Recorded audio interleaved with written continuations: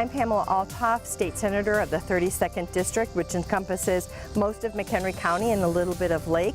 Today we start our 7th visit to state historical sites, and I am here today at Ulysses S. Grant's home, and I have the site manager with me, Terry Miller. Terry, thank you so much for allowing us to visit. Well, thank you for being here.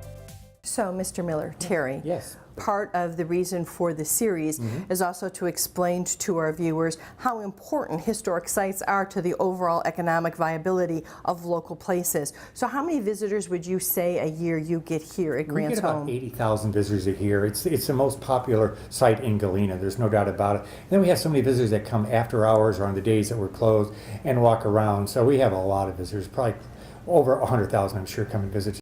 So shall we go in and actually view the home? And there's some very beautiful artifacts here that you want to draw my attention to. Yeah.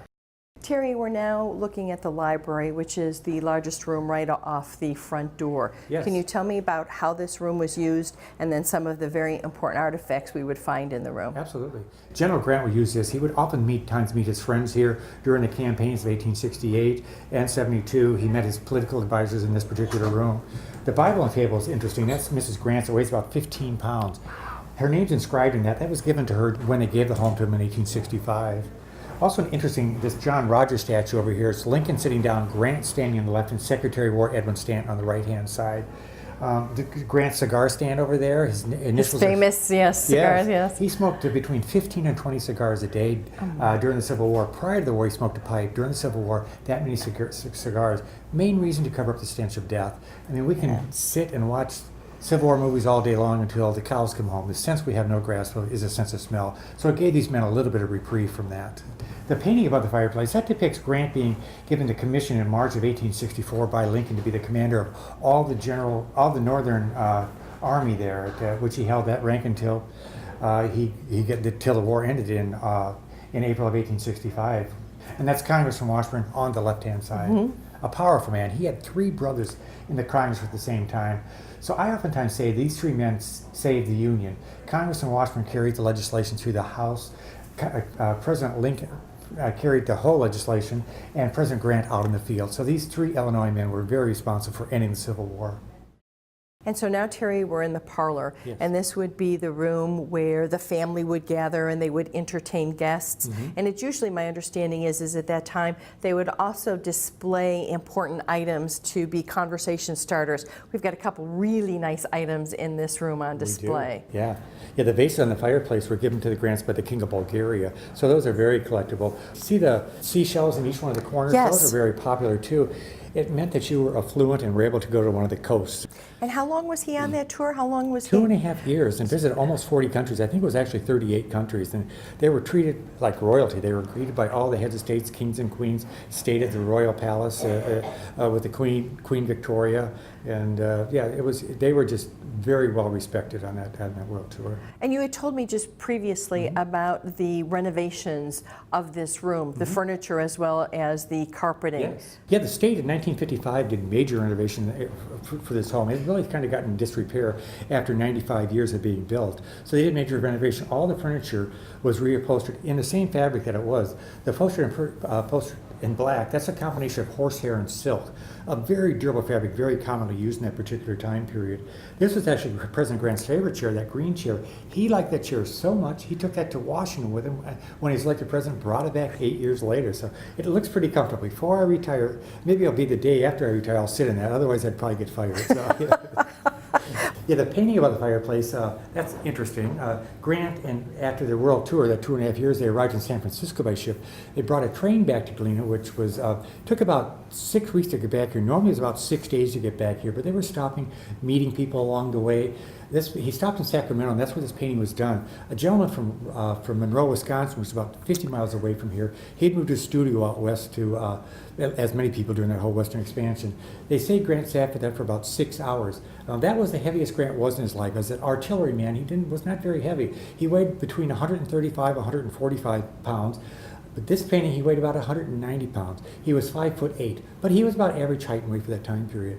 The paintings on both sides of the fireplace were given to the Grants. They got back here, were here for about 2 months, and they went to Mexico and Cuba for 4 months. The paintings were given to them by the Mexican government on that tour. Lovely. Yeah.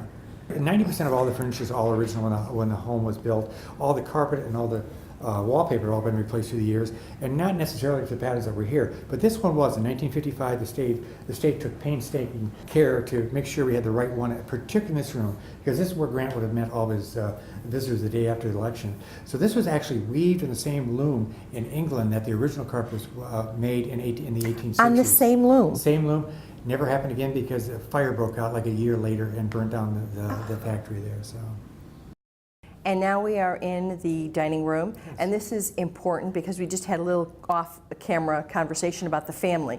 He had 3 sons and a daughter, and his daughter was actually married in the White House. Yes. And what we're looking at is the china that was used at that wedding, and then the silverware was silverware from the White House. Correct. So yeah, Nellie was married in the White House, as she said, in 1874. The year before the wedding, she'd gone to Europe. On the return trip, she'd met a 22-year-old Englishman from a very wealthy family. And there's wonderful pictures in here, family photos. We have a picture of the entire Grant family, and it is mirrored on both sides of a picture of Julia's parents and then Ulysses' parents as well. Yes, that's correct. Back in the corner, another world tour given Mrs. Grant by the women of Japan. Japan was the last stop in that 2.5-year world tour. They liked it so much they extended their stay there an extra month. Became fairly close friends with the Emperor. The Emperor actually came to the United States to visit them. The President did want to go back to Europe and Asia and travel more, but Mrs. Grant really never wanted to travel anymore. All the modes of transportation that would have taken, she was quite satisfied to be home, and at that time in New York, and then later on in Washington. Terry, we had a conversation a little bit about what ultimately happened with the entire Grant family. You indicated that there's a Ulysses S. Grant VII. Yes. So obviously the family is still viable, there are descendants, and they also have come here for family reunions? Yeah. In the year 2000, we had a family reunion here. We had 27 direct descendants. And that youngest one, he would be 16 years old now. He was born in April of 2000.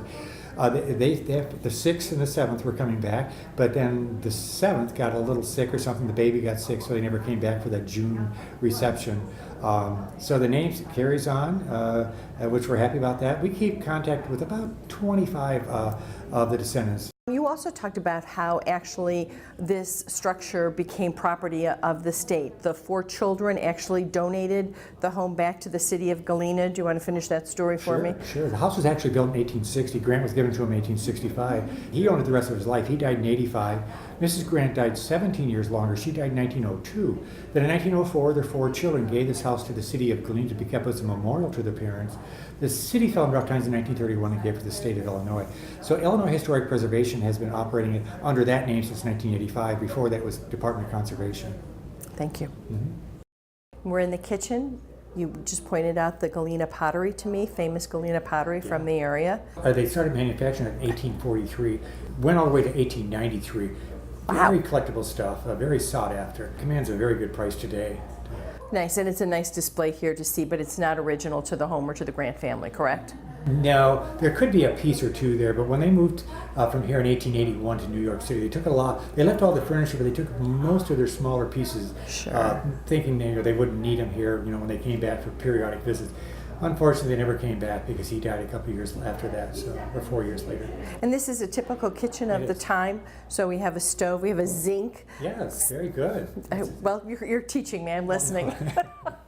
But the zinc, because of the lining, was there. Yes. And more importantly, and what kind of the home is famous for, is the copper bathtub that is in the back room. That's unusual, and it also, tell me about the drain as well. Sure. It was a copper line bathtub. Again, like you said, very unusual. They're usually always in the kitchen, near the kitchen, but usually a portable one here because they would heat the water. They'd bring the water from the outside, which was rainwater, collect in a cistern, take it back there, after heating it, take it back there. Now, traditionally, the man would take the bath first, followed by the lady, followed by the oldest to the youngest child, all using that same bathwater. You probably heard that saying, don't throw the baby out with the bathwater. That's where that comes from. This one, you didn't have to worry about losing the baby because of the drain.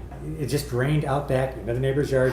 EPA would have a heyday with that today, I'm sure. Absolutely. But how innovative for the time. Yes, Yeah. it really was, yeah. Well, thank you so much. I mean, this has been an absolutely wonderful tour, and we're going to head over to the Washburn House so that I have an 8th in my series. Great, well, I appreciate that.